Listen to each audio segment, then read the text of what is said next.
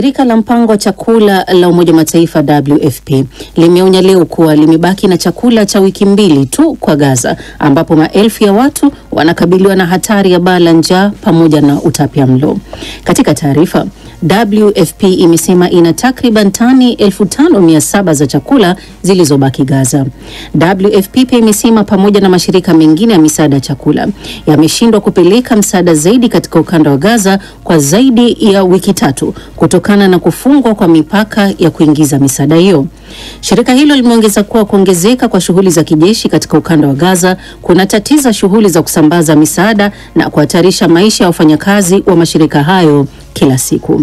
WFP imesema kutokana na hali ya usalama inayodorora na watu kupoteza makazi yao, itasambaza chakula kingi haraka iwezekanavyo. Damascus.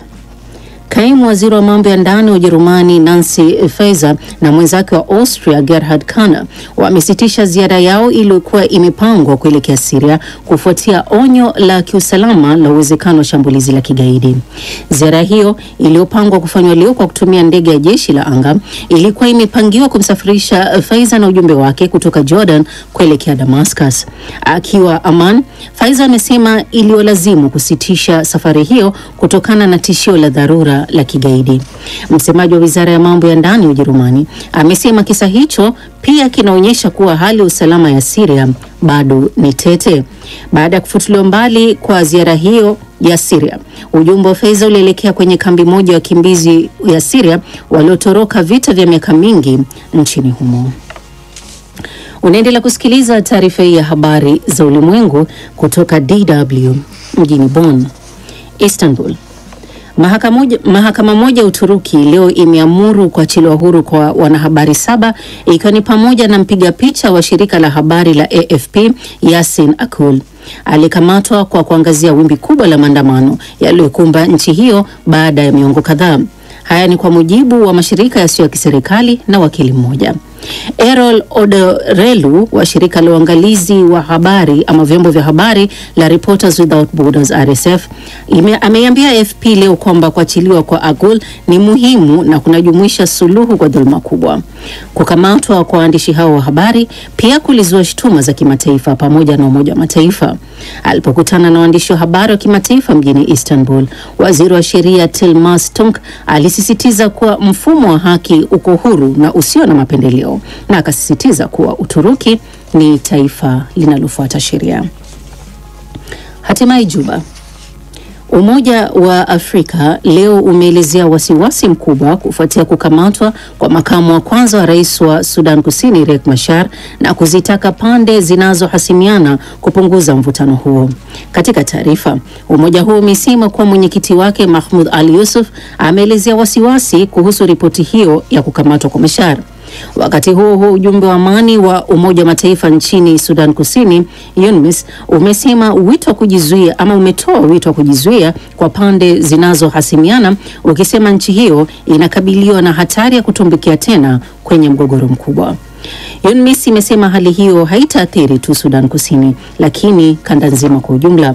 Kwa upande wake, katibu mtendaji wa Jumuiya ya Ushirikiano wa Nchi za Pembe Afrika IGAD, Wokne Gebeyehu, amesema pande zote zilizotia saini makubaliano ya amani ya Sudan Kusini ya mwaka 2018 lazima zitoe kipaumbele kwa mazungumzo na kutatua tofauti zao kupitia njia ya amani na jumuishi.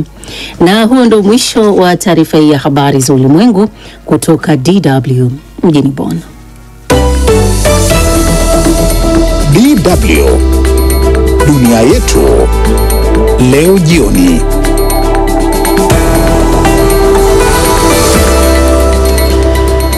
Jioni hii tutaangalia hali ilivyo Sudan Kusini baada ya kukamatwa kwa makamu wa kwanza wa rais Riek Machar.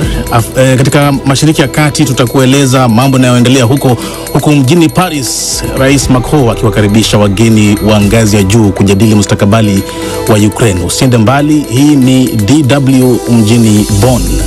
Rais Salva Kiir Mayardit ana uwezo kuliko kiongozi yoyote katika nchi ya Sudan Kusini. Naam, hiyo ni kuhusu uchambuzi wa hali ilivyo Sudan Kusini. Mimi ni Bruce Amani, baki nasi, unaweza kutufuatilia pia kwenye YouTube na Facebook, channel yetu ni DW Kiswahili. Tuanzie Mashariki ya Kati ambapo kundi la Hamas limearifu kuwa mmoja wa wasemaji wake Abdul Latif Al-Kanu ameuawa mapema leo Alhamis katika mashambulizi ya anga yaliyofanywa na Israel. Wakati huo huo, waasi wa Kihuthi wa Yemen wamesema wamefanya mashambulizi ya makombora kadhaa dhidi ya Israel. Mengi zaidi kuhusu yanayojiri Mashariki ya Kati yanaletwa kwako na Angela Mdungu katika ripoti ifuatayo. Kauli iliyotolewa na kundi la wanamgambo wa Kipalestina la Hamas imearifu kuwa msemaji wake Abdul Latif Al-Kanu ameuawa katika shambulio la moja kwa moja akiwa ndani ya hema huko Jabalia kaskazini mwa Gaza. Watu 6 wa familia moja pia wameuawa na wengine kadhaa ambao idadi yao haikutajwa wamejeruhiwa. Jeshi la Israel lilisema wiki iliyopita kuwa lilimuua mkuu wa shirika la usalama wa ndani wa Hamas Rashid Jaju katika shambulio la anga. Siku kadhaa kabla, kundi la Hamas liliwataja Esam Al-Dalis, mkuu wa serikali ya kundi hilo katika ukanda wa Gaza, na mkuu wa wizara ya mambo ya ndani Mahmoud Abu Watfa kuwa ni miongoni mwa maafisa wake waliouawa kwenye mashambulizi ya anga ya Israel. Kulingana na wizara ya afya iliyo chini ya Hamas, takriban watu 855 wameuawa tangu Israel ilipoanza tena vita kwenye ukanda huo baada ya awamu ya kwanza ya kusitisha mapigano kumalizika Machi 18. Israel inaendeleza operesheni zake Gaza, wakati hivi leo bunge la nchi hiyo limepitisha sheria muhimu katika mpango wa waziri mkuu Benjamin Netanyahu wa kuifanyia mageuzi mahakama. Katika sheria hiyo mpya ambayo imekumbana na ukosoaji mkubwa, kamati ya teuzi za mahakama itapewa nafasi 2 kati ya 9 kwa wanasheria watakaoteuliwa na serikali kwa kushirikiana na upande wa upinzani. Nafasi hizo kwa sasa zinashikiliwa na chama cha wanasheria wa Israel. Wateuliwa hao wapya wa kisiasa watakuwa na kura ya turufu ya kupinga teuzi zozote katika mahakama kuu ya nchini Israel. Katika hatua nyingine, waasi wa Kihuthi wanaoungwa mkono na Iran wamethibitisha kuwa wamefanya mashambulizi ya makombora yaliyolenga uwanja wa ndege na kambi moja ya jeshi nchini Israel pamoja na meli ya kivita ya Marekani. Yahya Sarith ni msemaji wa waasi hao. Kikosi cha makombora kiliulenga uwanja wa ndege wa Gurion katika eneo linalokaliwa kimabavu la Yafa kwa kutumia kombora la Dhu al-Fikr, na kililenga pia eneo la jeshi kusini mwa Yafa kwa kutumia kombora la ballistic. Operesheni hii imefanikiwa kutimiza kikamilifu malengo yake. Mapema leo, kabla ya tamko la Houthi, jeshi la Israel lilitangaza kuwa limefanikiwa kuzuia makombora 2 kutoka Yemen kabla ya kutua katika ardhi ya Israel. Waasi wa Kihouthi wamekuwa wakirusha makombora na droni dhidi ya Israel kama ishara ya kuonesha mshikamano na wapiganaji wa Hamas. Ni Angela Mdungu. Tuje sasa hapa Ulaya katika mji wa Paris ambapo Rais wa Ufaransa Emmanuel Macron amewakaribisha viongozi kutoka kwenye nchi karibu 30 pamoja na makatibu wakuu wa Jumuiya ya NATO na Umoja wa Ulaya katika ikulu mjini Paris hii leo Alhamis kwa ajili ya kuandaa msaada mpya kwa Ukraine na kuihakikishia nchi hiyo usalama wake. Zainab Aziz amefuatilia mkutano huo na ametuandalia ripoti ifuatayo. Washirika hao wa Ukraine kutoka kote barani Ulaya wamekusanyika kwa mazungumzo mjini Paris kuhusu jinsi ya kuimarisha uungaji mkono kwa Ukraine wakati nchi hiyo ikishinikiza kusitishwa kwa mapigano na Urusi. Na wakati huo huo, mkutano huo unazingatia mapendekezo ya kupeleka wanajeshi wa Ulaya nchini Ukraine sanjari na makubaliano yoyote ya amani. Rais wa Ufaransa Emmanuel Macron amependekeza kwamba kikosi hicho cha jeshi kinaweza kupelekwa katika miji na mahali kwingine muhimu. Miongoni mwa wakuu wa nchi za Ulaya wanaohudhuria mkutano huo ni Rais wa Ukraine Volodymyr Zelensky, kansela wa Ujerumani anayemaliza muda wake Olaf Scholz, mawaziri wakuu wa Uingereza Keir Starmer, wa Poland Donald Tusk na wa Italia Giorgia Meloni, pamoja na katibu mkuu wa Jumuiya ya NATO na makamu wa rais wa Uturuki. Kansela wa Ujerumani Olaf Scholz amesema Urusi haionyeshi kuwa inataka amani ya kweli.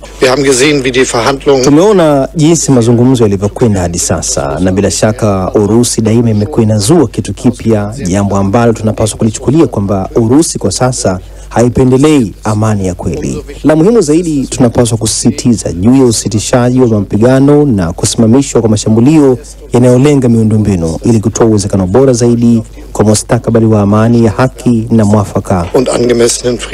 Mkutano huo unafanyika katika wakati muhimu wa vita vilivyodumu kwa zaidi ya miaka mitatu kati ya Urusi na Ukraine, huku juhudi za kidiplomasia zikiimarishwa za kusitisha mapigano kutokana na shinikizo kutoka kwa Rais wa Marekani Donald Trump. Huu ni mkutano wa tatu wa aina hiyo uliopewa jina na Ufaransa na Uingereza kuwa ni mkutano wa muungano wa walio tayari, unaoangazia wasiwasi uliopo miongoni mwa nchi za Ulaya kwamba Marekani haiwakilishi tena ngome imara ya kuipa msaada Ukraine katika mapambano yake dhidi ya uvamizi wa Urusi. Ofisi ya Rais wa Ufaransa imesema ingawa Marekani haishiriki kwenye mkutano huo, lakini matokeo ya mkutano huo yatawasilishwa kwa utawala wa Marekani, na kwamba Rais Macron alizungumza na Rais wa Marekani Donald Trump kabla ya kuanza mkutano huo.